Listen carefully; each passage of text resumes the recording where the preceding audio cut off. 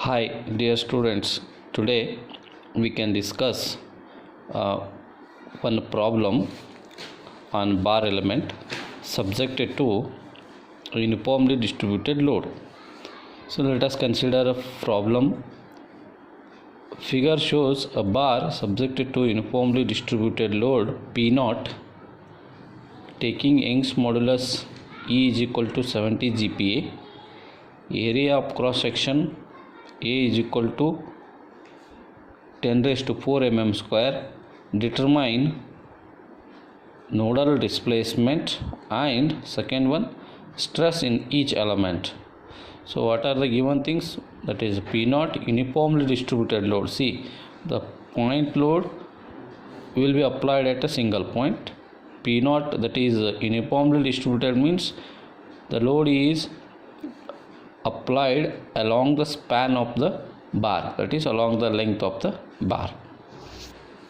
So write down the given things. This is the problem. The length of bar is given as 1200 mm.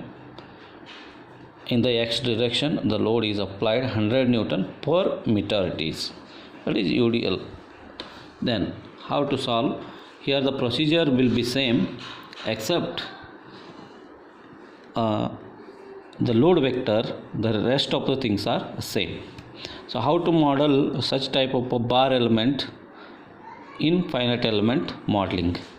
So see, you have to draw a line, show the load like UDL, as you learned in mechanics of material. Uniformly distributed load is shown like this, okay, that is 100 Newton per meter.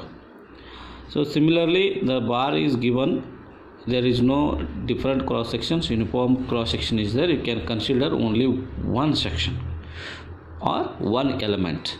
No need to consider it is 2 element or 3 element unless and until it is mentioned in the problem.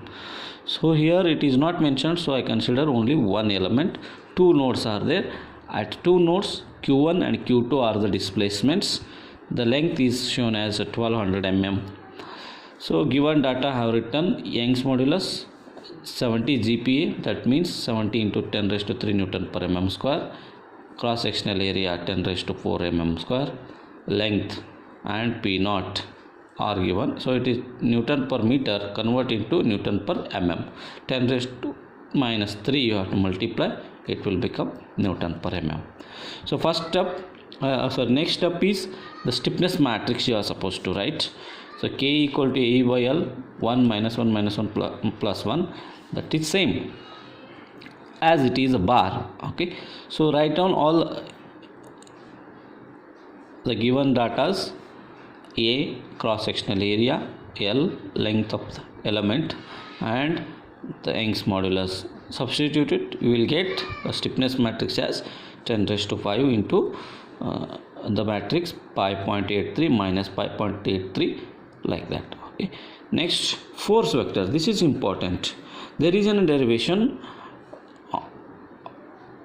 for UDL to find out the force vector at nodes.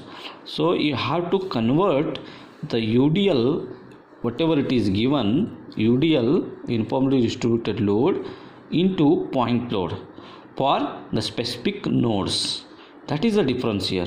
So here we consider directly the formula how to convert the UDL into point load. That point load will be applied at each node, node 1 and node 2, okay. So here capital F is equal to P naught LE by 2 1 1 column vector, it is 1 1. This one is for first node, this one is for second node. So you substitute P naught 100 into 10 raised to minus 3, 1200 is the length, 2 1. Then multiply this inside this column matrix, 60 into 10 to the power plus 6, 60 into 10 to the power plus 6. So these two are the loads applied at node 1 and node 2. You can write here 1 and it is 2 for first node and second node. So once you get the load at each node, then there is no question of UDL and all. So as usual you can solve the problem. The rest of the things are same, nothing is change than the previous problems. See here, next up you are supposed to write equilibrium equation or condition, that is kq equal to f. K is known, q, that is q1 q2 unknowns are there, you are supposed to find out. Then 10 in f is nothing but f1 f2 are there, so first node second node, so 60 here also 60 it is, you can write it. Then applying the boundary condition, what are the known boundary condition? As the q1 is 0 because node number 1 is fixed, therefore this displacement becomes 0 using elimination method of handling the boundary conditions. Elimination method of handling the boundary conditions. If you consider penalty approach method, you need not take it as 0, then you can go for that finding by penalty approach method. Here it is not mentioned in the problem to use any of the method, so easily we can go for the elimination method. So next step, you know very well, you can multiply this row and column, you will get one equation. Second row and column, again you will get second equation.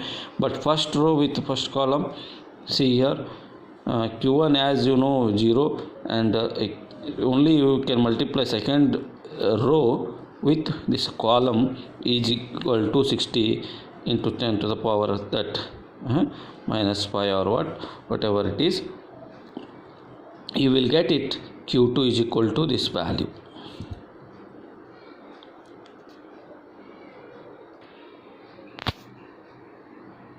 Here there is a small correction in the load vector, that we have written here 60 into 10 to the power something, that is wrong. See here 100 into 10 to the power minus 3, 1200 divided by 2 is there, 2 zeros here, 1 0 get cancels with this 10 raised to minus 3, 120 divided by 2 means it is 60, so directly we will get 60 here. Okay, that 60 I have substituted here. Please do the correction. Next, as you know, boundary condition q1 equal to 0, delete first row first column like this.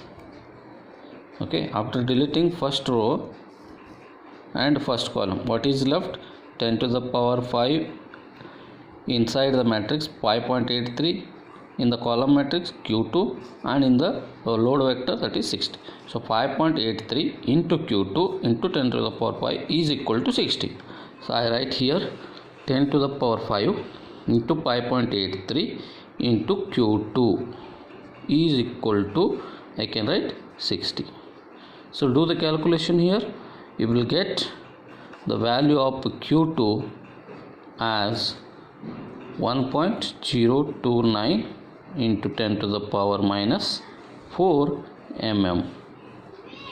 So this you will get it, this is important.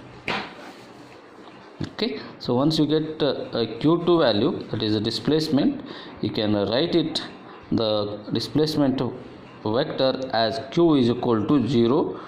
Here you can write this is 1.029 into 10 to the power minus 4, you can write, small correction is there, you can do it. Next, to find the stress, there is a formula as you already know, sigma 1 is equal to, so only one element is there, you can write sigma 1 or sigma E by LE inside the matrix minus 1 plus 1 q1 q2 column matrix.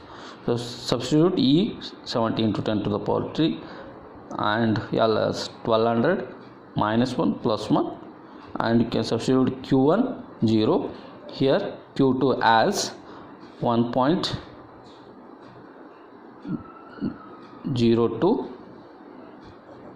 1.029 into 10 to the power minus 4 outside the bracket. So if you write here or here, it doesn't matter, because it 0 into 10 to the power minus 4 is same, or 0 is same, so that's why 1 point I write here 10 raised to minus 4. So calculating, you can multiply this inside this row into column, again multiply it, you will get the sigma 1 as 6 megapascal,